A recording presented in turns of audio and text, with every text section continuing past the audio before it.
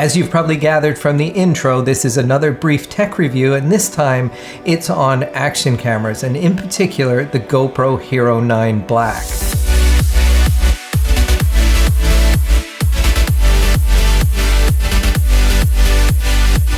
So what is it about this camera, the GoPro HERO9 Black, that made me get back on the GoPro bandwagon and purchase this unit? Well, the answer to that question might surprise you. So I think the easiest way to look at the benefits of this camera and why I decided to purchase it is to look at GoPro's own marketing strategy and look at all of the advancements that they've packed into this camera and see which ones actually apply to the outdoor adventure videographer. So GoPro's tagline for this camera was "More Everything," and it's a very good tagline because GoPro has in fact advanced a lot of the technologies within this camera. They've made some significant improvements.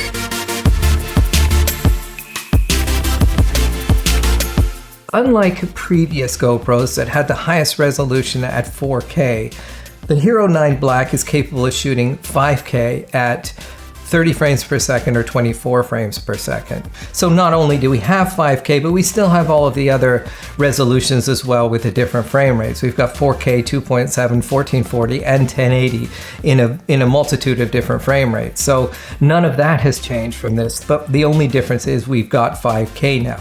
5K is great. It gives us a little bit of wiggle room to add motion into a 4K timeline if we're publishing in 4K, but that alone was not enough for me to go with the HERO9 Black. So the next feature on GoPro's marketing strategy was more pixels, and this has now moved up to a 20 megapixel sensor for still photography.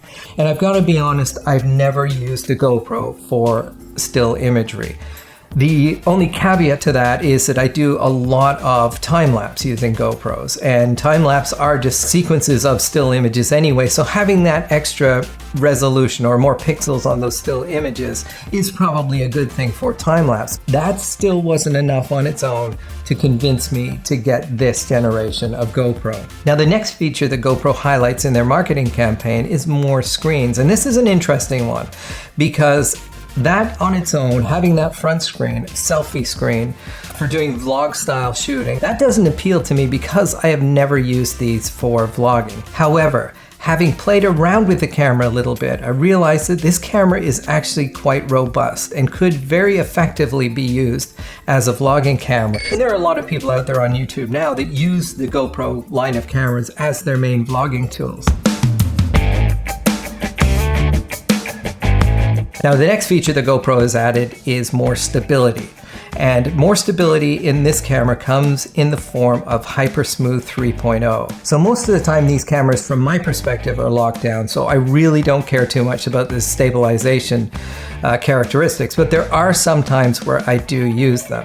And I can say that having used this and having had the stabilization mode on and in the most aggressive format as well, I can say that that HyperSmooth 3.0 is very, very effective and it works really well. Now, the next feature on GoPro's spec sheet for this camera is more Slo-Mo. Personally, I shoot in 4K 30 and I publish in either 1080 30 or 4K 30. This camera now has the ability to shoot 1080 at 240 frames per second. So that's about 12.5% speed on a 30K timeline, and that's a significant reduction in speed. Now, the one thing about Slo-Mo footage is you've got to remember your shutter speed is basically the inverted double of your frame rate. So if you're shooting in 30p, your ideal shutter speed is going to be 1/60th of a second. So if this shoots 240 frames per second, your ideal shutter speed is going to be around 1/480th of a second. So it's a super fast shutter.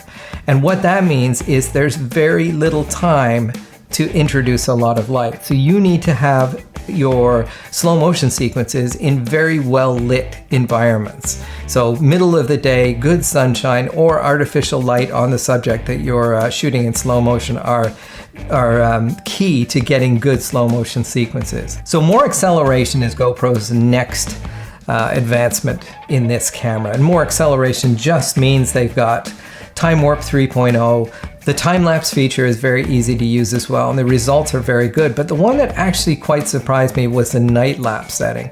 And you've got a few menu options to play around with to tweak it a little bit. It's a very clean image coming off of that sensor at night, as long as you don't push the ISO too far. Now, there's two other features of this camera that GoPro promotes in their marketing strategy, and that is more streaming and more power. More streaming doesn't appeal to me at all. I don't use this as a webcam. I don't use it for live streaming on any of the main social media channels. That's just not what I purchased this camera for, and I've never used that type of functionality in any action camera that I've used in the past. More power obviously is always a good thing. Even if the more power that's included in the larger battery, it's no longer compatible with models of GoPro, but even if that larger battery is just sufficient to power all of the new features that are on here, so you get roughly the same battery life as previous cameras, I'm fine with that. If it happens to be a higher capacity than previous ones and it actually lasts longer, that's great too. But it's always a good thing that with new features comes more power as well. So having said all of that, that's everything that GoPro has used to market this camera, more everything. But yet there's not one of those features on its own that convinced me to go out and buy this camera. But the key feature that brought me to this camera was what GoPro calls HindSight. And if you've done any filming before with bigger cameras, HindSight is a function that some other manufacturers have labeled as cache record or pre-record. And basically what it is the camera is always pre-recording, but not storing any of that information for long periods of time. What GoPro has done, and this is a huge advancement in my opinion, is that they have introduced HindSight, which is exactly the same as that pre-record or that cache record, but it is selectable in two different variants. One is a 15-second HindSight, and the other is a 30-second HindSight. So it will then capture either 15 or 30 seconds before you even hit that button, and will continue to record until you hit the shutter button again. And that way you've got this seamless event with a good pre-roll and a post-roll after the event has happened.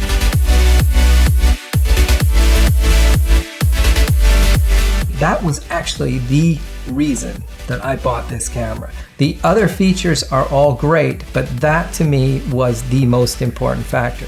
Videography is a very personal journey, and this type of camera with the amount of flexibility that it has can really help stimulate your creativity, but you just need to get out there and use the camera. Try different things, see what works for you, and then start building from there. If you're new here, I appreciate the fact that you stopped by, and if you're an existing subscriber, thanks very much for coming back once again. And if you enjoyed today's video and learned a bit from it, please consider leaving a like. I really appreciate that.